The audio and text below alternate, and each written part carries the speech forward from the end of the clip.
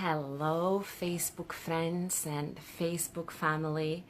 I'm so excited to be here today. I am just arriving this week from an incredible retreat in San Diego with my mentors and with my colleagues from all around the world in the Next Level Coaches. And I was in San Diego, that is 25, 26, 27 degrees Celsius. And here I am back to Ireland, and it is, I'm not gonna lie, there is just incredible storm outside happening. So if you will hear a lot of wind and kind of a background noise, it's actually the reality of our weather.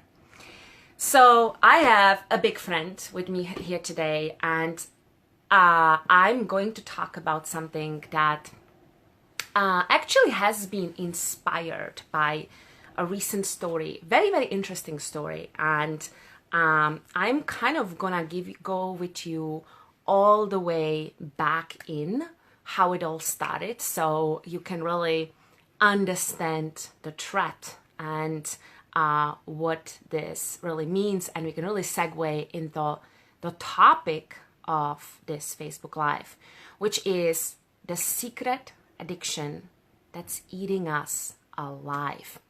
So if you're jumping on, just let me know which part of the world are you tuning in. Hello, Daniela. So lovely to have you here. And this is one of the things I love about Facebook Lives, is that we can get to connect literally from all around the world, or possibility from all around the world in a real time, which is really special. So if you're jumping on, let me know where are you tuning from, and let's talk secret addiction.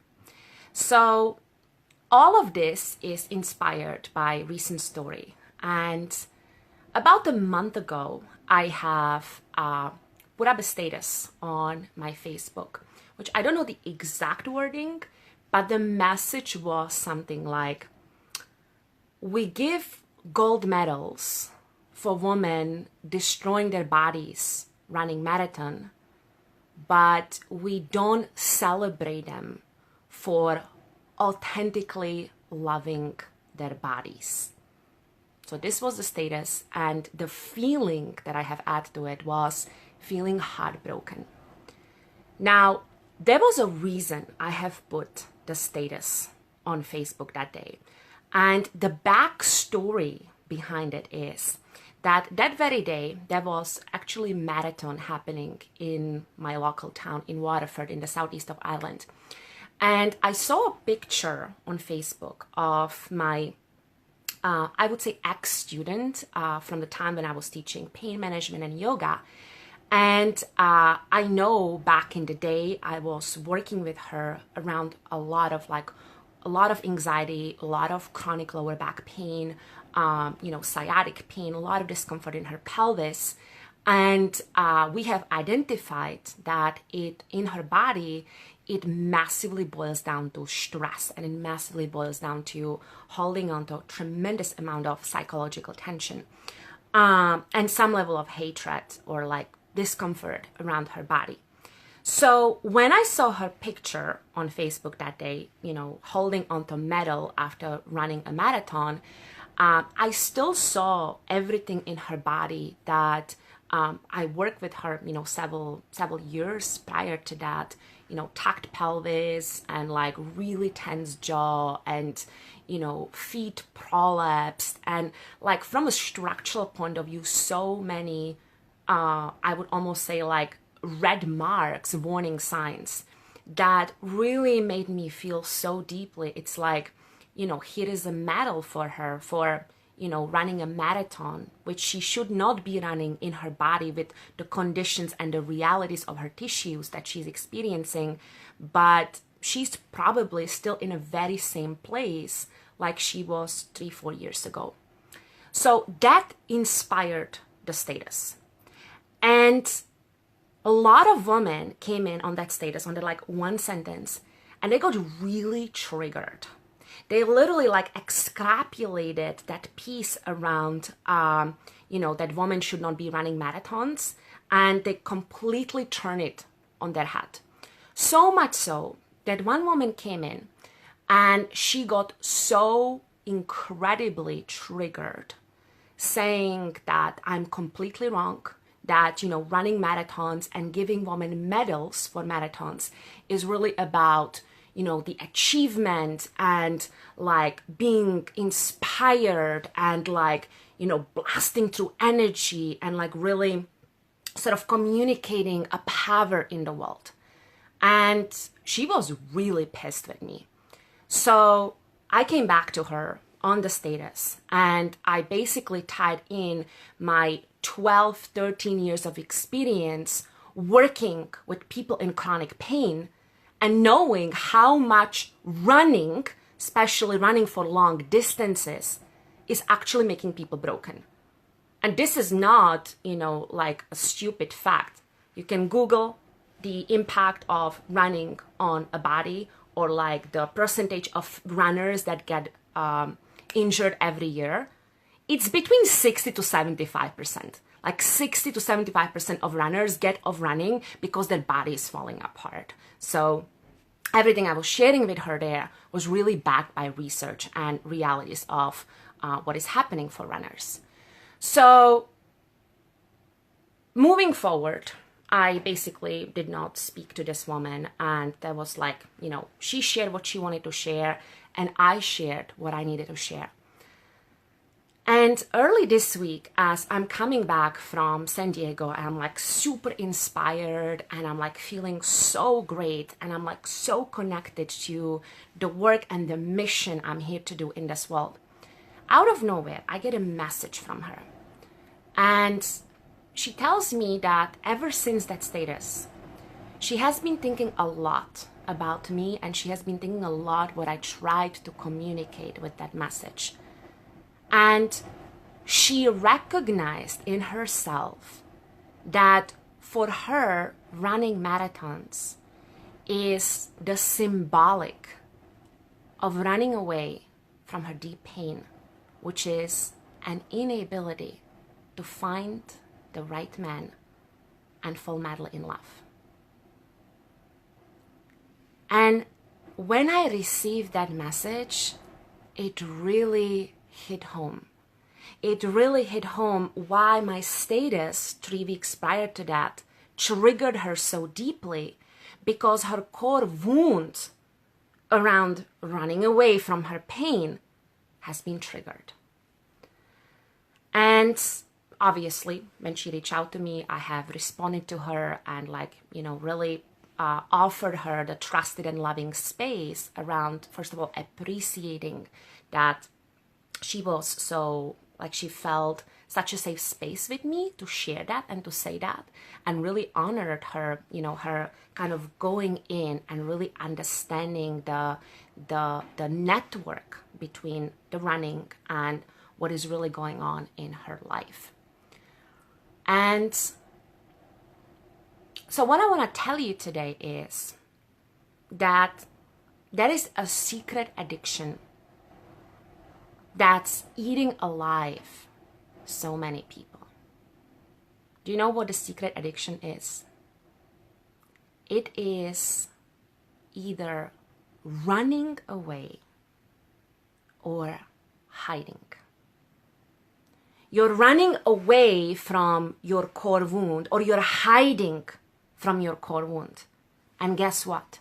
That is the addiction that's literally eating you alive. So how this can show up?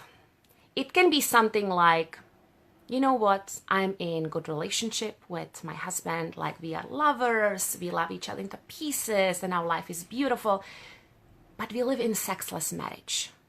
And I, as a woman, as his woman, I want sex, but he does not want sex. And the sex topic is so painful that guess what? It's an elephant in the room. It's an elephant in our marriage that we don't engage with, we don't talk about it, we avoid it. It's like absolutely no-go zone. And I live as a woman with this core pain around I am not desired by my man. How painful is that? Another way it can look is that my core wound is I am not good enough.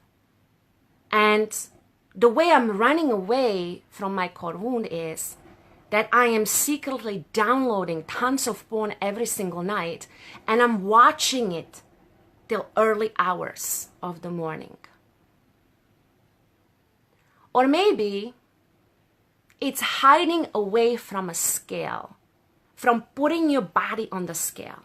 It's like I know that I'm constantly moving to food and sugar in order not to feel myself, right? And my waistline is increasing every single year, but I would not step on the scale because I'm terrified. Now, I want to say a full disclosure. This is not to shame anyone. This is not to shame anyone. It is about fully acknowledging the pain and the reality that I'm in. Because when we either give ourselves the permission or create the courage and presence to feel that, guess what? We're able to step into the light. When I'm able to meet my pain, when I'm able to meet my darkest self, my most wounded self, I'm able from that space step into the light, which is so incredibly powerful. And I see it with my clients over and over again. It's like the second they acknowledge what is broken, what is painful, what is like, eating me alive. Instantly, even without solution, even without fixing it, even without healing it, they instantly look 10 years younger. They instantly feel like 50 pounds lighter because there is lightness and aliveness and presence and beauty that comes from stepping outside of hiding and coming into space of vulnerability, coming into space of openness, coming into states of, Walt, I'm broken. Take me as I am. So Daniela says, I didn't even know what you're going to talk about. This is a subject that I get interested in. We are on the same side with the message around running. And any other way we override our body sensation. Absolutely. Yes. Yes. The power is always in feeling yourself. Feeling your pain is the superpower. Feeling yourself is the superpower that makes you whole again. So, what I would love to share with you is actually a tangible practice, something like you can start doing in your everyday life or 2 to 3 times a week that allows you to meet your pain, that allows you to meet the thing that you're running from, you're hiding away, in a conscious and loving container and literally fall apart so you can bring yourself back together. So this is a practice I called conscious falling apart. And conscious falling apart is something I have given to my client quite recently after she basically had a miscarriage that came completely out of nowhere. And the pain of grief and the pain of loss and the pain of sadness and the pain of will I ever be able to be mother again was just incredibly powerful. And I gave her this process, I gave her this practice so she every single day she has safe container where she can grieve, she can scream, she can shake, she can go wild, she can feel numb, she can feel nothing, she can feel all of it for 15-20 minutes, and then in a loving way she can put herself back together and go on with her day. So the falling apart practice is, what you need for it is a soft, pliable ball. I love the gorgeous ball from the yoga tune-up method, but you can also use like a spree ball or like a Pilates ball, soft and light ball. And what you do with it is you put it on your chest, on your heart, and you lay face down. So literally the weight of your trunk is able, and the contact of the ball is able to create a contact with your heart and your breast and your chest, which is obviously the storehouse of feeling and processing emotions. And then what I want you to do is really think about music that evokes strong emotion for you. So it can be, a rock ballad. It can be some romantic song. For me, I love the soundtrack of Gladiator. It brings a beast inside of me, a really, really strong emotional beast. So once you have that, you are, music is on. You're obviously in a safe space where you're able to grieve and feel and shake and scream. You are laying down over the ball, and for some of you, or at some points, it can be little like the second you're contacted, it's like, oh my God, I feel it, and the wall of emotions is coming up. For some of you, or like at different points and time of the practice, it can be like, I actually need to invite the feeling in order for my subconscious and unconscious to feel safe enough to go in there. In which case, a deep breathing is your doorway and your gateway. So as you're lying on the ball, face down, gaze down, you invite deep breathing into your heart and into the ball. And the ball is giving you like a roadmap or a tactile clue, a sensational clue of feeling yourself and feeling your body. And also giving you, how would I say it, like very specific portal about how is your breath moving inside of your body.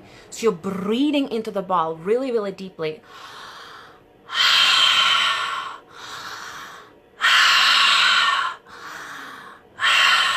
And that deep breathing invites, stored emotions and sensations to come to surface.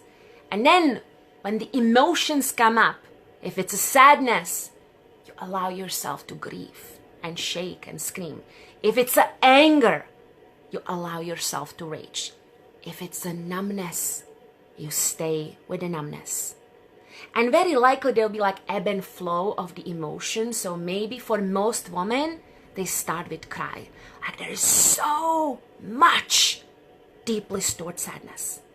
And they might cry for like 5 or 7 minutes. And after that like massive wave passes, there might be sense of longing or maybe rage or emptiness.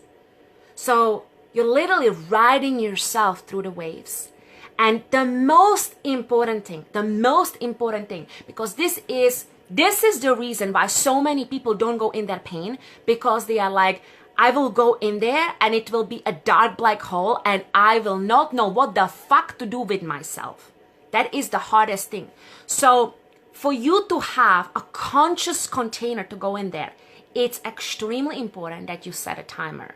So I already spoke about a song. If it's like one song, it's like, I have 3, 4, 5 minutes. But if you have, let's say, soundtrack or list of songs, you set up a timer and you consciously go in there. It's like, okay, it's 10 minutes for me, or it's 15 minutes for me. So your conscious mind has this, container, but also like very specific timer that once the time is up, once my timer, is whatever, beeping or ringing, it's like, okay, right. It's time for me in a loving and conscious way, come back together. So when your timer is up, in a loving and conscious way, you come off the ball, you ground yourself, and then really, really important, you wash your face and you hydrate. And this hydration, washing of your face, it's almost like symbolic to your unconscious that you're ready to progress to the rest of the day. Now, that doesn't mean that you might not feel tender for next hour or 2 hours or even a whole day. It doesn't mean that, emotions might not still be processing, but it is the gateway of understanding, yes, I have responsibilities. Yes, I need to look after kids. Yes, I need to go to work. Yes, I need to cook dinner. all of this is in place while I'm still allowing myself to fall apart so I can come back together. Such a powerful process and such a powerful practice. So as we are wrapping up, my invitation to you today on this glorious day of November is to begin to feel your pain. Because in the process of feeling your pain, you can really restore your humanity and your wholeness. Obviously, if you need further support, my care, a container from me to go in there, send me a message and I'll be very happy to support you in this delicate, sensitive, yet the most beautiful space that we can do together as woman to woman, sister to sister, and human to human. This world right now needs our healing and needs our light, and we can create this together. Sending you so much love, and I am so honored that this message is arriving to the right hearts and right wombs today. And if this has moved you or invited something inside of you, share it with your sister, with your friend, with your colleague, with your cousin. So together we can begin to create a better place by connecting to the deepest, sometimes darkest parts of ourselves. Patricia says, superb and powerful to be present to all of this arising. Abso-fucking-lutely. Let's make it happen. Sending you so much love.